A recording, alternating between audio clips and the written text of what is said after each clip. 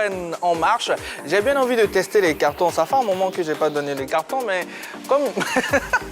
Vessoum, bon, non, pas vous. J'en connais un. Non, vois. Je suis bien conscient que ces derniers temps, vous cherchez des noises quelque part là. Mais bon, je ne vous donnerai pas l'occasion. D'accord. En tout cas, Sandy, Yellow, vous n'êtes pas là. Rassurez-vous, Yves Boris se tient à carreau. Voilà, c'est le message que j'avais. La grande team reçoit ce soir l'homme qui a inscrit le but le plus rapide du championnat de RD Congo. Nous sommes en football et il se nomme Guy Stéphane Bédi, l'attaquant ivoirien du TP Mazembe, qu'on va recevoir maintenant, messieurs. Je profite pour rappeler la question LGT de ce soir. Le sprint ivoirien a-t-il les armes pour détrôner la Jamaïque et les États-Unis? Le numéro de téléphone 27 21 59 93 99. Si vous êtes hors de la Côte d'Ivoire, c'est plus 225 27 21 59 93 99. Bonsoir Bédi Stéphane. Bonsoir messieurs. Bonsoir. Bonsoir. Comment allez-vous? Je vais bien, merci. J'aime particulièrement la coupe.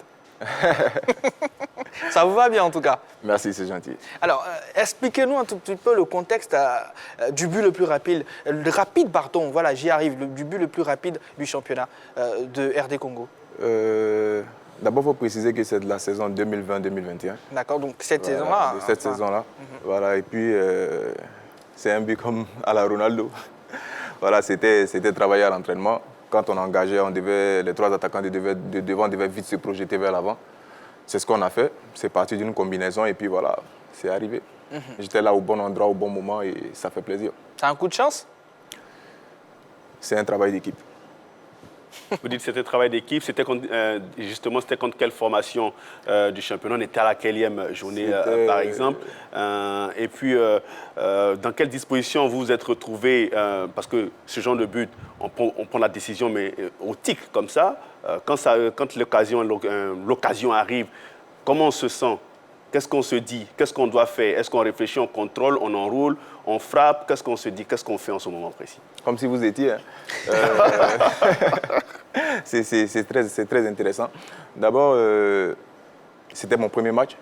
Il y avait eu, parce que je suis arrivé à la mi-saison, oui. Il y avait eu tout un lobbying autour de ma première participation là. Parce que j'avais fait un bon moment, près d'une année et demie sans compétir. Donc c'était un peu compliqué, il fallait retrouver le niveau. Et voilà, on s'est engagé dans la surface adverse. C'était une combinaison, comme j'ai dit, travailler à l'entraînement. Et puis, d'abord, c'était à la première minute. Oui.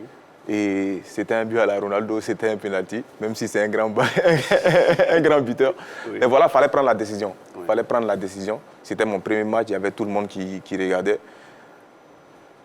C'était l'un des pénaltys les plus difficiles de ma jeune carrière. À vos entendre, ça a été un match difficile, une rencontre où on était un peu, vous avez eu des difficultés parce que c'était votre premier match et on a le sentiment qu'on ne vous faisait pas confiance.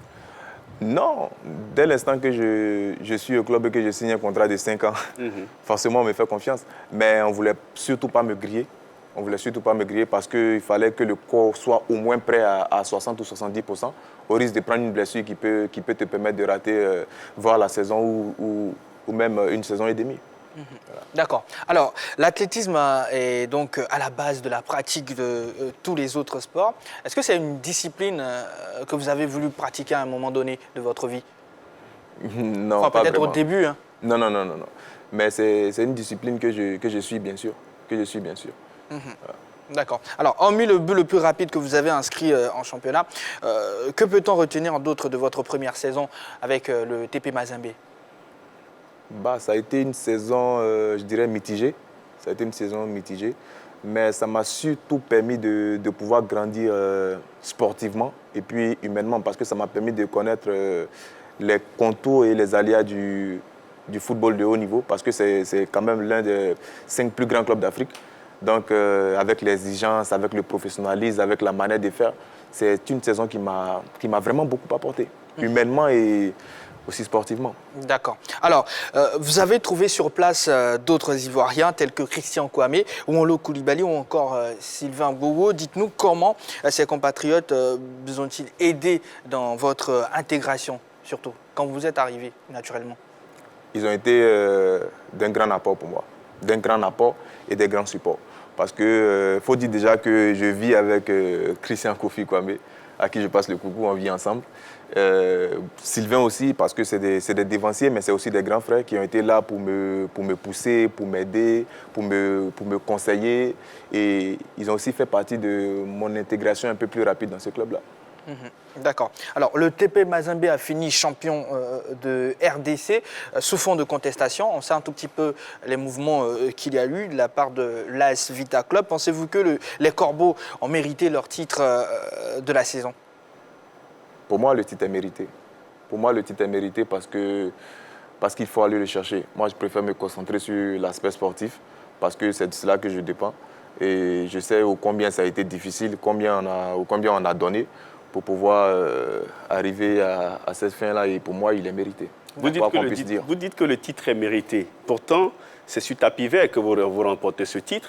Et en Ligue des Champions, ça n'a pas été fameux parce que l'équipe a terminé 3e de sa poule avec 5 points cette année en Ligue des Champions. Quelles sont les raisons de cette difficulté que l'équipe de Tout-Puissant Mazembe a rencontrée cette année? D'abord, il faut dire que c'est une équipe en reconstruction. Okay. C'est une équipe en reconstruction qui est dotée de plusieurs joueurs qui viennent de divers horizons et de beaucoup de jeunes, dont j'en fais aussi partie. Donc, forcément, on ne va pas s'attendre à des résultats extravagants. On ne va pas s'attendre à gagner sur place, même si c'est un club qui a vraiment toujours envie de gagner. Donc, il y a d'abord ça, le premier facteur. Et puis, de deux, il fallait que forcément la patte puisse se mêler et puis on puisse aller de l'avant. Alors moi, je vais revenir un peu sur votre bilan mitigé dont vous avez parlé tout à l'heure. En termes de statistiques ou quoi d'autre? Parce que vous ne nous dites pas, vous ne nous parlez pas vraiment de vos statistiques. On a bien envie de savoir, vous avez marqué combien de buts, vous avez fait combien de passes décisives, c'est important.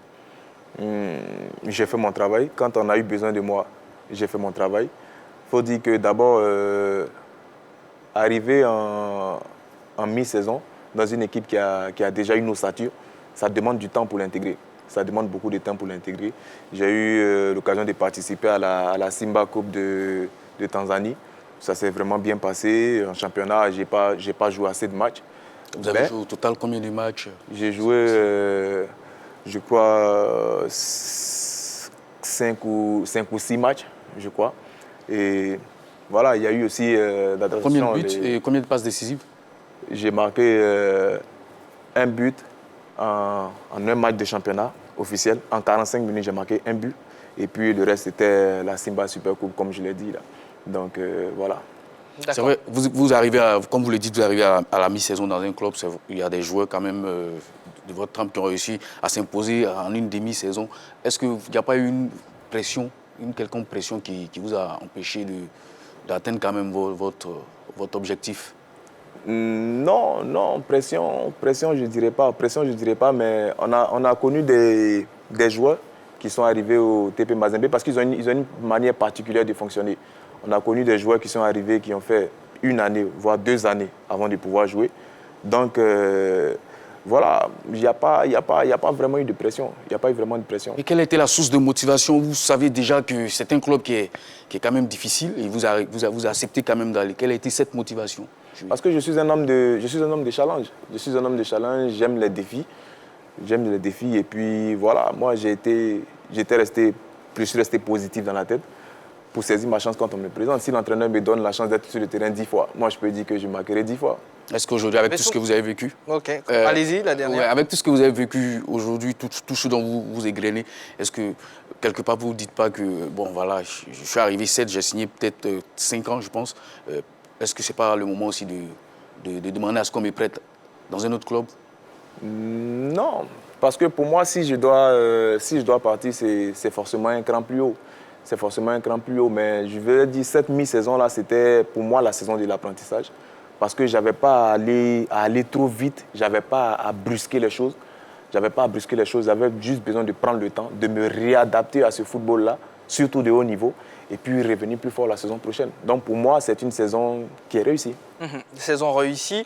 Vous avez signé pour 5 saisons avec le TP Mazembe, c'est bien cela. Ouais. Vous allez vous installer là-bas? Ou c'est un tremplin pour aller un tout petit peu dans le même sens Forcément, quand tu rêves plus haut, tu as envie de forcément gravir les échelons et aller plus loin. Donc oui, bien sûr, j'ai envie d'aller plus loin. J'ai aussi envie de prouver de belles choses avec ces clubs.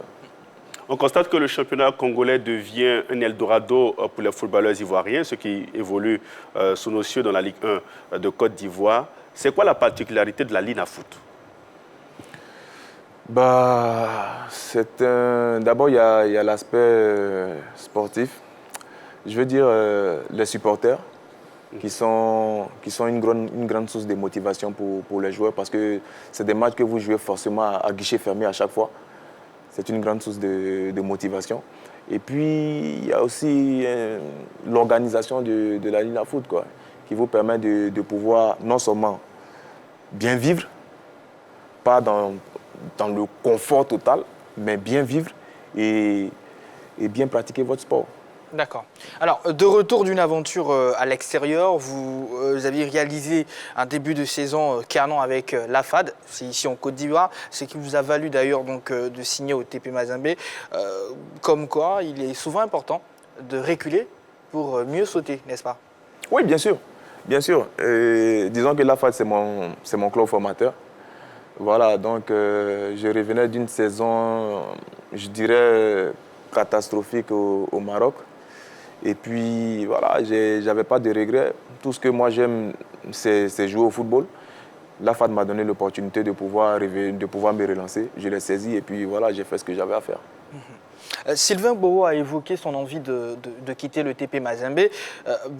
Vous en avez parlé avec lui à un moment?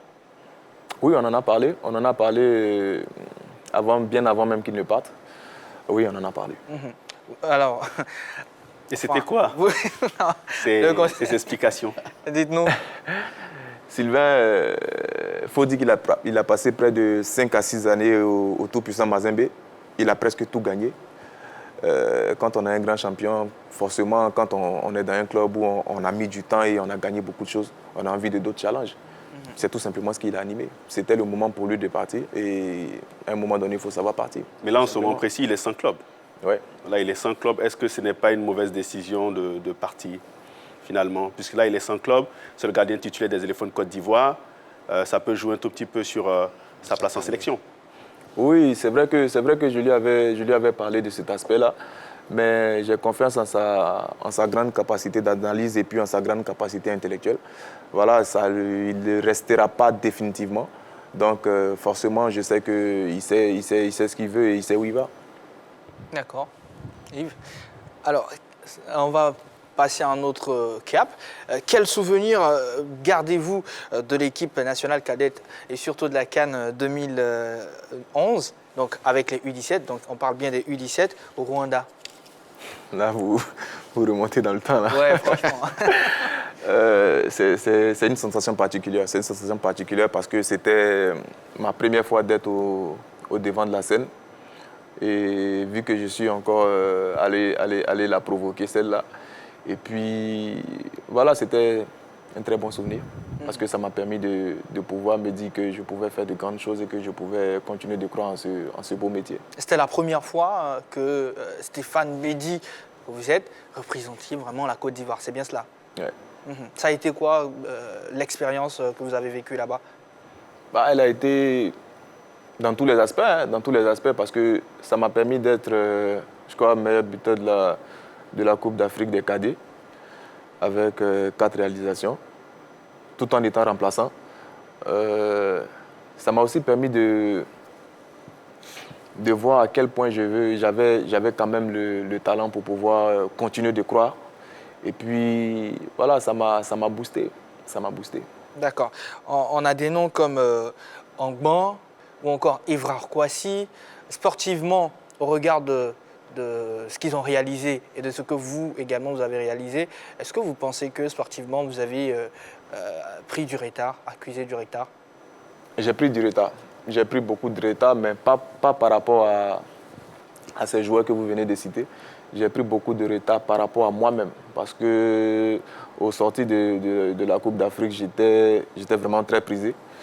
Et malheureusement, mon problème, c'est que je n'étais pas forcément bien entouré. Parce que c'est un métier qui regorge de je ne dirais pas de charognard, mais c'est un métier qui est sans pitié, surtout avec tout ce qui se passe autour. Je n'ai pas été bien conseillé, je n'ai pas été bien suivi en ce moment-là. Ça m'a fait prendre du retard, mais si je devais regretter ou bien je devais changer une chose, je ne changerais rien parce que ça m'a permis d'être l'homme que je suis aujourd'hui. Et il y a encore le temps pour faire beaucoup de choses. Il y avait des propositions? Il y en avait, ok, si, il y en avait. Lesquelles? D'abord, il y avait des propositions d'Auxerre qui m'ont envoyé 2 ou 3 fois des invitations. Il y avait des propositions de Lille, voilà, sans parler des clubs que je jugeais pas trop truc. Mais bon, il y avait aussi celle de Montpellier que j'ai rejoint plus tard en 2014. Mais voilà, il y avait des propositions quand même. Sur le coup, comment on se sent quand on sort d'une compétition et qu'on a des propositions comme ça? Bah, c'est l'euphorie parce que tu es très jeune. Toi, tu te présentes seulement en tant que joueur de football, tu viens pour faire ce que tu aimes le plus. Et voilà, la compétition prend une toute autre dimension, ainsi que ma carrière. Donc, il y a de l'euphorie. C'est pourquoi je parle d'entourage, parce que c'était des personnes qui auraient pu me permettre de pouvoir canaliser toutes ces choses-là et avoir les pieds sur terre. Et il y a forcément des regrets? Je sais pas si je dois avoir des regrets, je sais pas si je dois avoir des regrets. Je pense qu'à la fin de ma carrière, je pourrais bien être situé par rapport à tout ça. J'ai bien envie de revenir sur ton départ au TP Mazembe, si c'est possible. Je veux savoir comment s'est fait cette connexion. C'est vrai que tu fais une bonne saison avant de partir, mais forcément, comment s'est fait cette connexion? Puisque maintenant, tu es bien entouré, comment s'est fait cette connexion? Par l'intermédiaire de mon agent. Par l'intermédiaire de mon agent qui a été très important sur ce coup-là. Et voilà, aussi simple que ça, il m'a appelé, il m'a dit, voilà, tu as fait une bonne saison, le club et tout. Et moi, je préfère que tu puisses essayer d'aller voir du côté de TP Mazembe parce que c'est un grand club et qui a des opportunités et tout. Donc voilà, aussi simple que ça. Aussi simple que ça. C'est qui votre agent? Mon agent? Oui.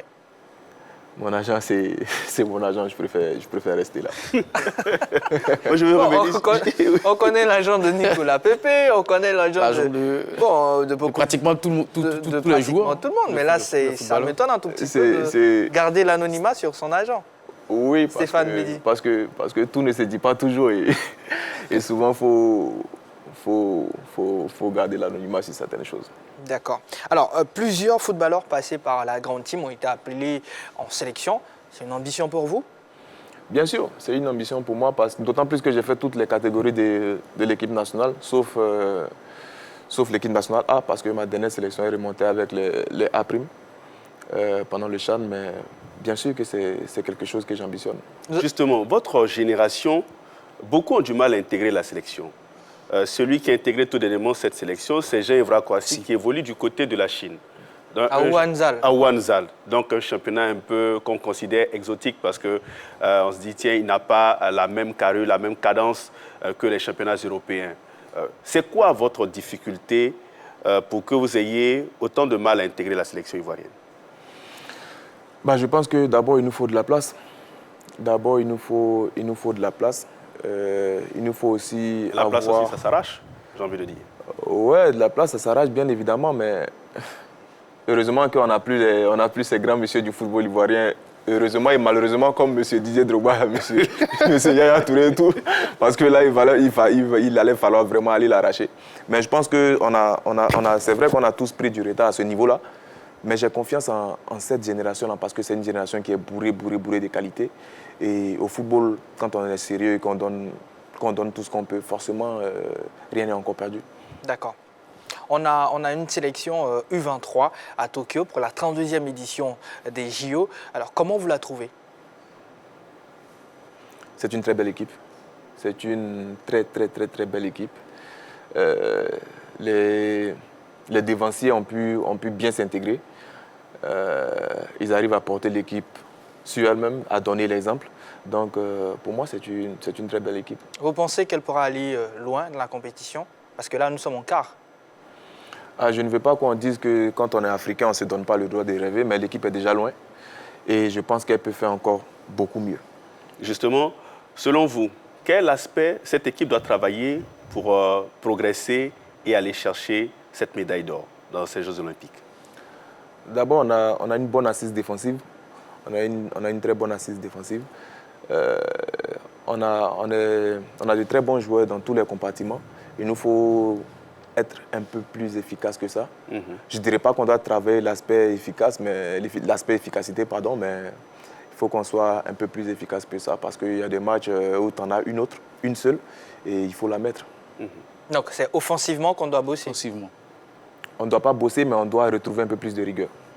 D'accord. Parce qu'on retrouve Christian Kwame en pointe. Youssouf. Dao Youssouf également. Quels conseils vous pouvez donner à ces jeunes-là? Ils font d'abord ce qu'ils savent faire le mieux. Et comme j'ai dit, c'est d'être un peu plus concentré sur les actions, les occasions de but qui se présentent et essayer de les mettre au fond, tout simplement. D'accord. Alors, qu'est-ce qu'on peut vous souhaiter pour la suite? Les meilleurs, tout simplement. Peut-être vous retrouver en sélection, pourquoi pas? Moi, je vous donne rendez-vous parce que c'est pas impossible. Parce que le sélectionneur donne la chance à tout le monde. Autant Il pour vous a moi. contacté? Autant pour moi, pas encore, mais ça pourrait se faire. D'accord, on a été ravis de vous recevoir, Guy Stéphane Bédi, attaquant donc du TP Mazembe. Ici, c'est chez vous. Revenez quand vous voulez. Merci. La preuve reçoit tous les jours, en tout cas. Et ça nous fait énormément plaisir. On remet ça également? Il n'y a pas de problème. D'accord, donc à chaque fois que vous êtes ici, passez nous voir. On va partir pour la pub, la seconde pub de cette émission. Dorgelès Coffee va prendre la place donc de Stéphane Bédi et on va poursuivre ensemble cette émission. A tout de suite.